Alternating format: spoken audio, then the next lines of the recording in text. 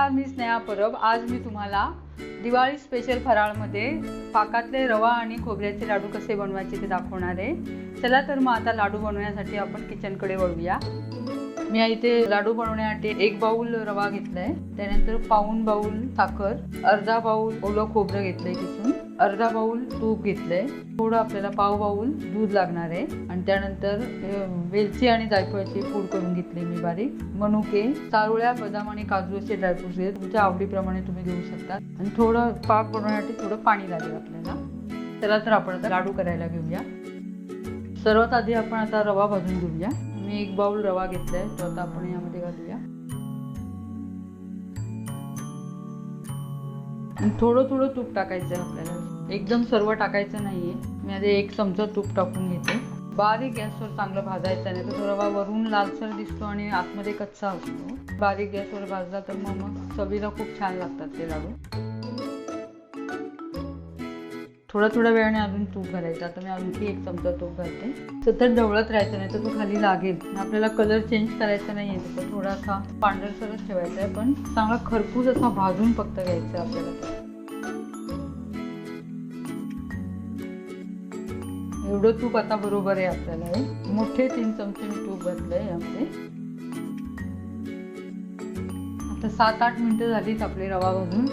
एका हाताने असं दूध टाकायचं आहे थोडंसं आणि एका हाताने ढवळायचं आहे, कारण पूर्ण दूध ओतायचं नाही आपल्याला, फक्त 2 ते 3 चमचे थोडंसं नावाला आहे बघा, टाकल्याने लगेच ढवळते, म्हणजे ते चांगला फुलतो रवा मग। त्यामुळे थोड्या वेळाने थोडं दूध टाकायचं।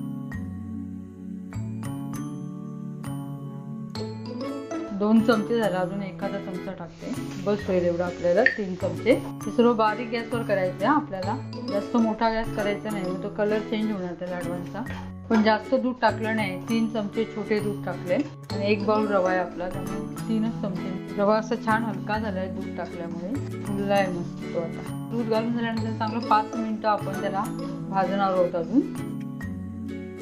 आपले आता 5-1 मिनिटं झाली, छान रवा फुललाय आपला। आता हे जे खोबरं आपण ओलं घेतलंय किसून बारीक, ते आता आपण घालायचं आहे यामध्ये। अर्धा बाउल खोबरं आहे ते, 1 बाउल रवा आहे, अर्धा बाउल खोबरं घातलं। ते सुद्धा 7-8 मिनिटं छान भाजायचं आपल्याला रव्यामध्ये, ते जेणेकरून लाडू जास्त दिवस टिकतील। मग ते खोबऱ्याऐवजी तुम्ही ते मावा सुद्धा घालू शकता, त्याचे पण लाडू छान लागतात। वेळीवर नारळाचं अर्धवळ किसलेलं वळ जास्त जर जाडसर असेल, तुम्ही मिक्सरला लावू शकता, जरा थोडंसं फिरवून घ्यायचं, म्हणजे छान असं बारीक होतं मस्त, म्हणजे जाड लागणार नाही खोबरं तुम्हाला खाताना। खोबरं घालून झालं 10 मिनिटं चांगलं असं परतायचं आहे आपल्याला ते रव्याबरोबर। खोबरं पण मस्त असं भाजलं गेलं पाहिजे त्याच्यात, म्हणजे लाडू जरा थोडे जास्त दिवस टिकतात, 15-1 दिवस टिकतात ते लाडू। मग व्यवस्थित जर भाजून घेतलं असेल खोबरं तर। रवा मस्त असा हलका झालाय छान, आणि खोबरं सुद्धा चांगलं भाजलं गेलंय आपलं। आता 8-9 मिनिटं झाली आपण हे भाजतोय खोबरं। आता त्यामध्ये मी ना हे जे ड्रायफ्रुट्स आहेत ते टाकणार आहे, चारोळी, बदाम आणि काजू, तिन्ही मी एकत्र ह्याच्यातच भाजणार आहे, कारण ते गरमच आहे, ते छान भाजून येणार ते। मनुके मी उशिरा टाकणार आहे, कारण ते मनुके लगेच जळतील नाही तर ते। गॅस बंद करता टाकणार आहे। अजून 5 मिनिटं आपण हे भाजायचं आहे।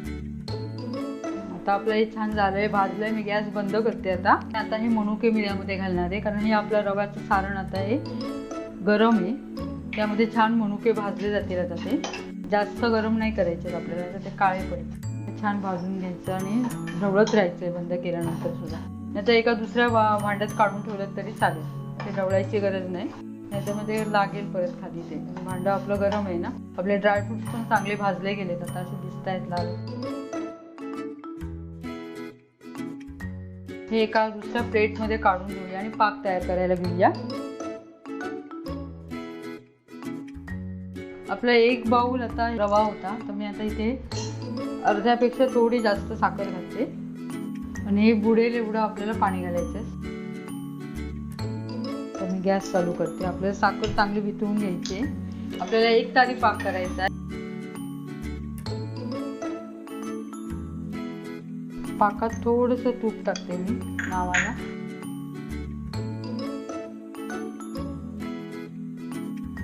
गॅस बारीक करते, चांगली उकळी आली आता।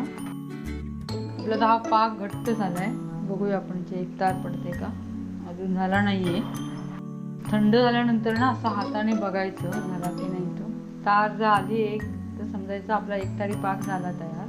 अजून नाही झाला हा, अगदी तशी तार येत नाही. तसं शेवटचा थेंब पडतो ना तारेसारखाचा खेचून पडायला हवा तर झाला आता हा तयार आपला. किंवा असा ना थंड झाल्यानंतर असा हातावर घेऊन बघायचं तार येते का, चिकट लागतं आपल्या हाताला असा. हे बघा असे थेंब पडताना असं तारेसारखा खेचून पडतोय. तयार झाला आपला हा. गॅस बंद केला मी आता. आपला हा पाक तयार झालाय. आता जास्त पण घट्ट करायचं नाही आपल्याला. जायफळ आणि वेलचीची पावडर घातली मी यामध्ये. आणि आता आपण जे रवा भाजून घेतलेला खोबरं आणि रवा ते घालायचंय आपल्याला आणि ढवळायचंय. आता गॅस चालू करायचा नाही, आपलं झालंय सर्व करून. चांगलं ढवळून घ्यायचंय आपल्याला. आणि आता हे आता जरी पातळ दिसतं तरी थोड्या वेळाने पाक पूर्ण रवा आपला हा खेचून घेणार आहे त्यामध्ये आणि नंतर मग घट्ट होणार चांगला. तो सर्व एकसारखं करून घेते मी. थोड्या वेळ मी आता याच्यावर झाकण ठेवते. चांगला पाक त्यामध्ये रव्यामध्ये मुरू दे चांगला. आपण झाकण काढून बघूया. 10 मिनिटं झाली आपली. आता रवा छान पाकात मुरलाय. आता आपण लाडू करायला घेऊया. जास्त पण थंड होता कामा नये, थोडं कोमट असतानाच लाडू करायला हवे, नाहीतर तो फसफसेल लाडू आपला. मी आता ह्या डिश मध्ये स्टीलच्या काढून घेते. कोमट आहे अजून, पूर्ण थंड झालेलं नाही, जास्त थंडही करायचं नाही. आता आपल्या ज्या थोड्याशा काहीतरी गुठळ्या आहेत मध्ये मध्ये रव्याच्या, त्या आपण जरा फोडून घेऊया. थोडं गरम आहे अजून, जास्त थंड नाही झाले ते. आणि गरम असतानाच थोडे वळायचे लाडू, नाही तुटतील आणि मग ते लाडू वळले जाणार नाहीत त्याच्यात.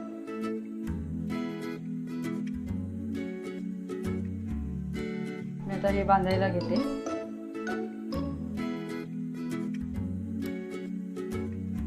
तुम्हाला कसे हवे त्याप्रमाणे तुम्ही. मला हा एवढा आकार बरोबर वाटतो लाडवांचा. छान वळला गेला आणि मस्त दिसतोय.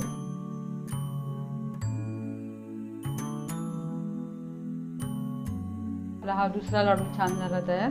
जर काही कारणास्तव जर तुमचा पाक जास्त घट्ट झाला किंवा लाडू फसफसायला लागला तर काय करायचं, थोडंसं ना दूध 2 चमचे किंवा 1 चमचा दूध त्या सारणामध्ये घालायचं आणि थोडं गरम करायचं.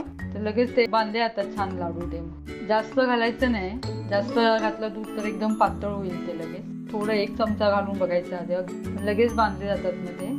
रवा करताना शक्यतो ना छोटा रवा घ्यायचा, बारीक रवा. त्याचे लाडू छान होतात, खायलाही छान होतात, वळण्यासाठी पण चांगले होतात, ते दिसतात पण चांगले म्हणून. अशा प्रकारे मी सर्व हे लाडू आता करून घेते.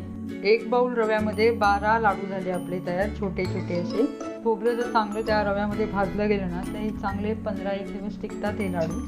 वास येत नाही खोबऱ्याचा. अशा प्रकारे आपले सर्व लाडू तयार झाले, रवा आणि खोबऱ्याचे लाडू. या दिवाळीला तुम्ही नक्की करून बघा, खूपच छान लागतात आणि होतात पण पटकन. फक्त जरा पाक व्यवस्थित केला की झालं, बाकी काही नाही. करून झाल्यानंतर कमेंटमध्ये मला नक्की सांगा कसे झाले ते. आणि माझा हा व्हिडिओ जर तुम्हाला आवडला असेल तर माझ्या व्हिडिओला लाईक करा. जे लेटेस्ट अपडेट हवे असतील तर माझ्या यूट्यूब चॅनलला सबस्क्राईब जरूर करा. आता आपण भेटू नेक्स्ट व्हिडिओमध्ये. तोपर्यंत नमस्कार.